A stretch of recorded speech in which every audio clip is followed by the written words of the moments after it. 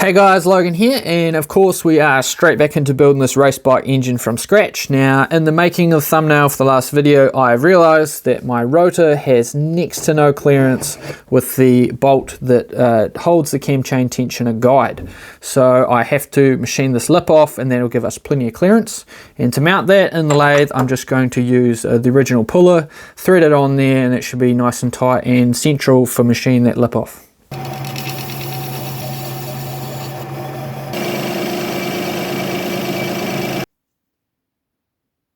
And there we are, we have a ton of clearance, and the next thing I want to move on to is making another casting of the barrel, one that has a lot less porosity in it.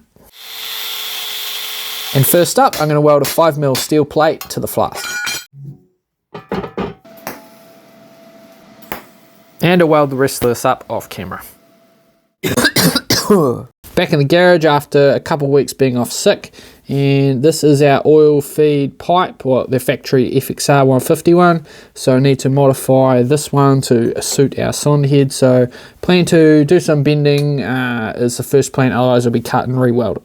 And onto that now. And there is our oil line from the cases to the head, bent into the right shape, and so happy with that. Just needs a couple banjo washers. That's done and dusted. That was easy. Next bit, oil pump. Not easy. So this is an FXR 150 oil pump. It has this gear on it, and it has this gear driving it on the crankshaft. It is a 2-to-1 reduction, so the oil pump is spinning at half the speed of the crankshaft. My first thought is these are a standard involute profile. Simply cut a couple gears the same size, make the oil pump speed essentially double what it used to be, double the theoretical oil pressure, and yeah, Bob's your uncle, good to go. So first things first, I want to know where we stand, so I'm going to hook up an oil pressure test kit, which I've got to an FXR engine that's standard, measure how much oil pressure is going to the crankshaft, and then I can go from there. Just going through the new pressure tester kit, and sure enough, comes with 10 fittings. Not a single one of them actually fit what I want. So this is the clutch cover, and this is the bung here, which goes straight to where the oil pressure goes into the crank. And yeah, factory, it just has this wee Allen head. So my plan is I'm just going to weld a fitting which doesn't fit mine to that, drill a hole through this, and that should do nicely.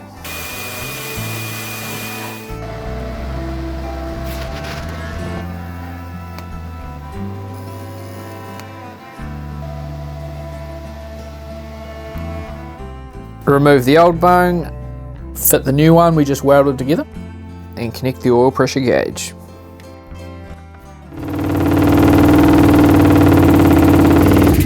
Alright, so 2000 RPM is about 20 PSI. Alright, so that's the first test, and I'm just doing it cold, so essentially checking the oil pressure as quick as it's got pressure. I know that pressure will drop when it gets hot, but it's the most consistent way for me to measure. It's easier to start when it's cold. So we had 20 PSI at 2000 RPM, which is pretty easy to remember. So my first plan is I'm going to swap out the oil pump for one that has 5 lobes instead of 4. So I'll put this pump together, and then I've got to take the side of the motor apart, fit this other oil pump, put it all back together, and test it again cold and see at 2000 RPM what our oil pressure is. And to save a bit of time, I just laid it down on its side on a cardboard box, and I didn't have to drain the engine oil. We are back together, everything ready, well, at least for testing.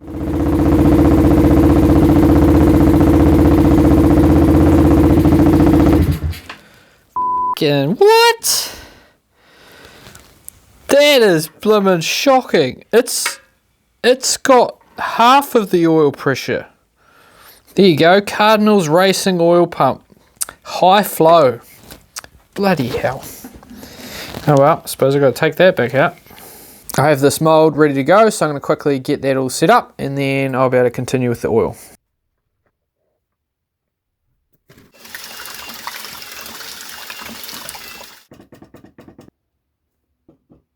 I've had the mould drying in the sun for a few days, and now I went to put it in the kiln, and I definitely remembered to make it fit. So yeah, got to cut those damn corners off, and then we can start the burnout cycle.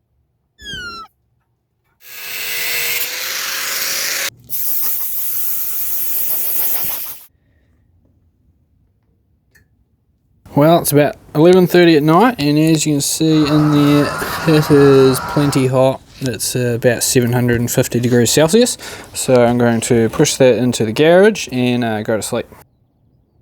After a good night's sleep, here we are.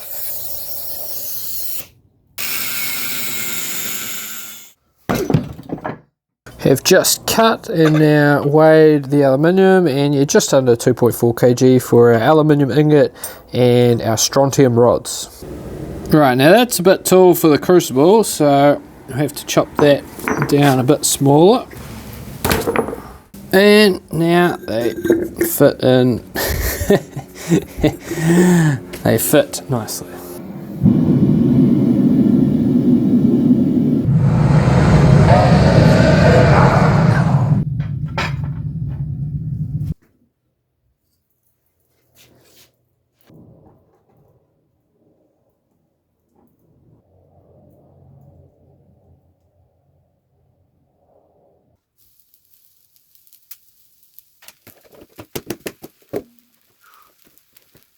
Get that handle off and have a look-see.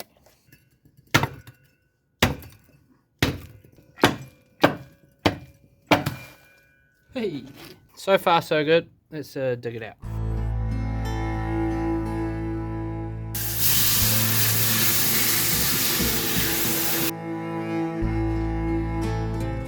Don't worry, I haven't forgotten about the people wanting some t-shirts. I just haven't got quite enough people wanting them yet. So yeah, if you're after a t-shirt, support the channel, hit me up on this email and that'd be appreciated. So this casting, a couple areas of it are a vast improvement. The porosity should be a lot better. So essentially the porosity which I have in this barrel is inclusion porosity. Well, that's at least what a foundry worker told me. I had a good chat to him, and yeah, he said that is because you're got turbulence and it's damaging the metal as it's filling the casting. So I was like, okay, cool. So I redesigned everything to sort of what he said. Much smaller sprue and gating system to slow everything down, get it less turbulent when it's filling up. Worked perfectly, and parts of it are really, really good. The cam chain gallery is near perfect compared to all my other castings, which I'm very impressed with, but there is a hole in the water gallery. I think I damaged the mold when I was blowing it out and getting the sort of the excess ash and stuff out of it. I think I used a bit much air and I actually cracked the mold in one of the thin spots, and so yeah, this isn't usable, which is a little bit of a bugger. The 3D printer has just finished printing off the new mold, which I've made a bunch of changes to the feeding system, and the thin parts I've thickened up a bit just to make it easier to cast. So I'll glue that together when I'm having lunch, but for now I'm going to move on to the crankshaft. So this sprocket I've finally figured out, well, someone has given me a bit of a pointer saying use a ball end mill to machine the sprocket, and I was thinking surely not, but yeah. This is a radius gauge of 1.75 mil, and so yeah, a 3.5 mil ball end mill will fit perfectly in there and do most of the work, and then I'll just need to tidy it up with a couple wee angles. So yeah, over to the milling machine and putting them back on the dividing head, which I'm excited to have a go with.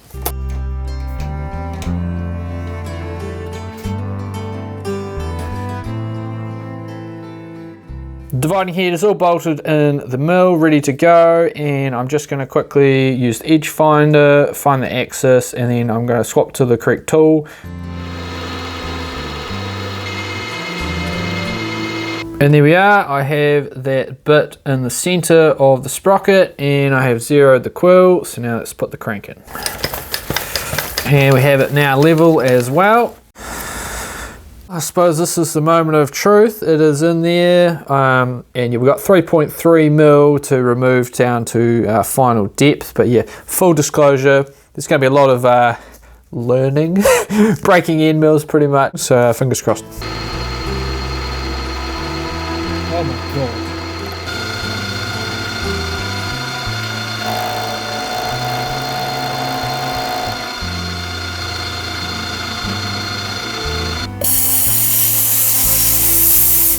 I just put on max RPM and that seemed to do everything as it should. So now I'm going to rotate it around for the next cut.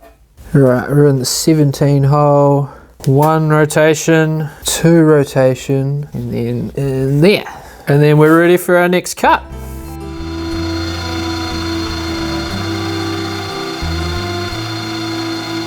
That was expected, didn't take too long. It was flexing a little bit. I was being pretty careful, but yeah, broke off there. So I'm about to put it back in slightly shorter and try to be super careful. A little bit of a hock tour goes a long way. And there we are, that didn't go too bad. I only broke the one end mill, and yeah, so now I have a 45-degree chamfer bit which I've sort of machined to be the right taper for the outer part of the teeth.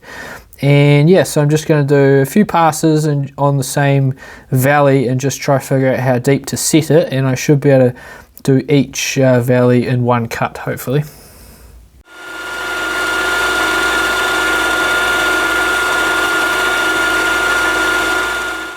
And there we are, so that is almost done. The only thing now is I've actually got to make it a tiny bit narrower because I messed up that dimension originally. So just going to take that out, put that on the lathe, and it needs a tiny bit of a taper as well to the top of the teeth, and then it's done.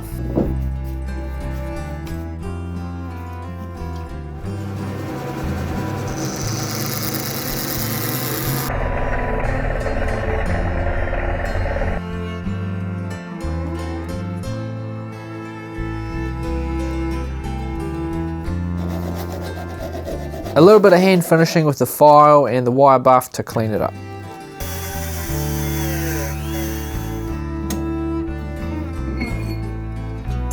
And there we are, finally have a sprocket on our crankshaft, and pretty happy with how it turned out. It's not perfect. I did learn a couple things I'll have to change when I'm doing it for the real thing. And yeah, first one is the diameter and the wee taper on the sprocket. I need to make sure I do that before I cut the teeth. It will make life much easier. And I need to cut, when I was using that chamfer bit, I need to cut it a tiny bit deeper because the tips of the teeth are a tiny bit wider than the original sprocket.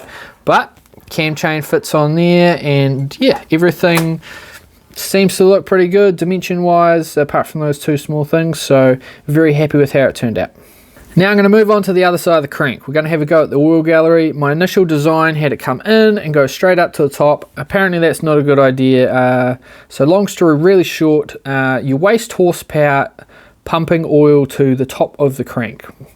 Doesn't make much sense, but essentially peak combustion pressure is roughly 10 degrees after top dead center, and that would be the highest pressure on the crank. And if you're pumping the oil in at that point, it means you're wasting a lot of power to try overcome all that pressure and resistance. If you pump it in, say 60-65 degrees before top dead center in a much lower pressure area, you don't have to waste as much power filling your crank with oil. Which is a good thing. We don't want to waste horsepower in any way possible. So instead of the two galleries, it means we've got the original first gallery. Second one's probably going to be on a very gradual angle like this down to here.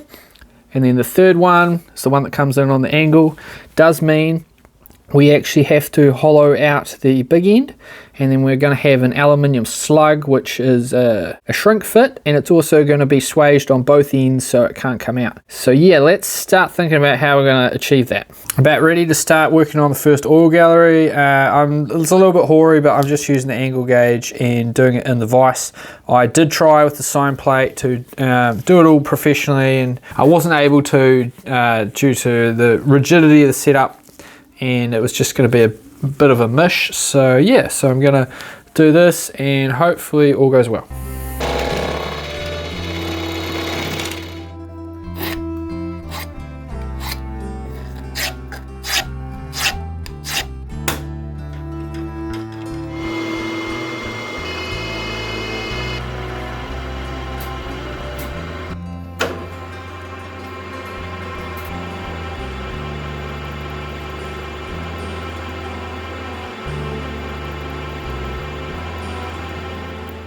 And there we are, that is the first oil gallery hole done. And yeah, just checking with the actual calipers, and yeah, it's 69.4 mil, which yeah, there's about 1 mil over how deep it needed to be, but better safe than sorry.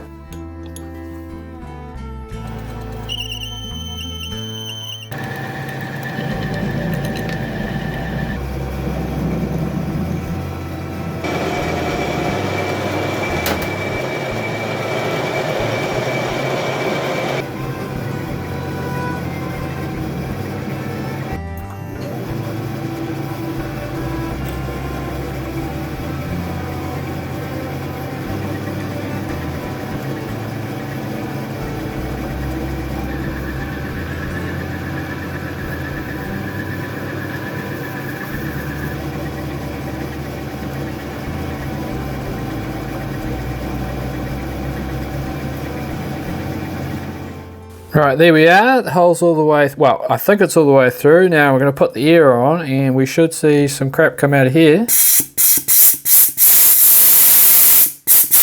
There we go.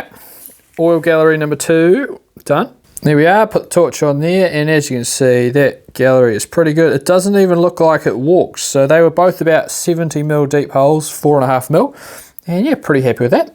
Those 2 galleries went pretty smoothly. The next one I'm not too sure on, so essentially there's going to be a 13mm hole all the way through the big end. I was planning on just drilling a pilot hole, drilling it with a big drill, and then using a boring bar. But my boring bar is not going to be long enough as far as having clearance with this to get all the way through, that's for sure. So yeah, if you got any sort of thoughts on the best way to do that if you're a machinist, let me know, that'd be very much appreciated. And there we are, the dummy crankshaft. All the little practice things I've done on it this episode have gone pretty darn smoothly. Very happy with the sprocket, happy with that oil gallery, and yeah, just need to figure out how to hollow out the big end, and then that's the last sort of complicated part done. And I've been doing a lot of research into that oil pressure and what makes it work. So for example, this is the outer rotor of an FXR 150. This is a rotor the exact same size, and this is the pressure feed rotor in a Moto 3 Honda bike. Now it's actually smaller width wise than the Suzuki, which really shows me that there's a lot more to this than meets the eye. So I think, as far as I can tell with my research, pressure is heavily related to the resistance in the system. If there's less holes for the oil to go out, you get a much higher pressure. Now I'm thinking that the plain bearing bottom end is a significant restriction in the oil system and will up the pressure significantly compared to a needle roller bearing, which the FXR 150 has. So I'm planning on using the FXR 150 oil pump essentially again, but I'm going to make my own gears. So I've just bought a whole set of Module 2 gear cutters, and I'm going to gear it up slightly because this does run at a higher ratio compared to crank speed. And then yeah, we should have plenty of oil. And as far as the casting's concerned, I did glue all this together. I never got around to making another mold. This episode's taken way too long, and I do want to cut open this casting and have a look and see if I actually fixed the porosity, even though it was a failed casting. Because if it was, because that was the whole point of doing it, I wanted to see if I could reduce the turbulence, fix the porosity, and if that's the case, then I'll go ahead, turn that into a mold and have a go at casting that probably next episode. And yeah, so on that note, this has been Logan from the Motorcycle Forge. I hope you enjoyed. I'll catch you next time.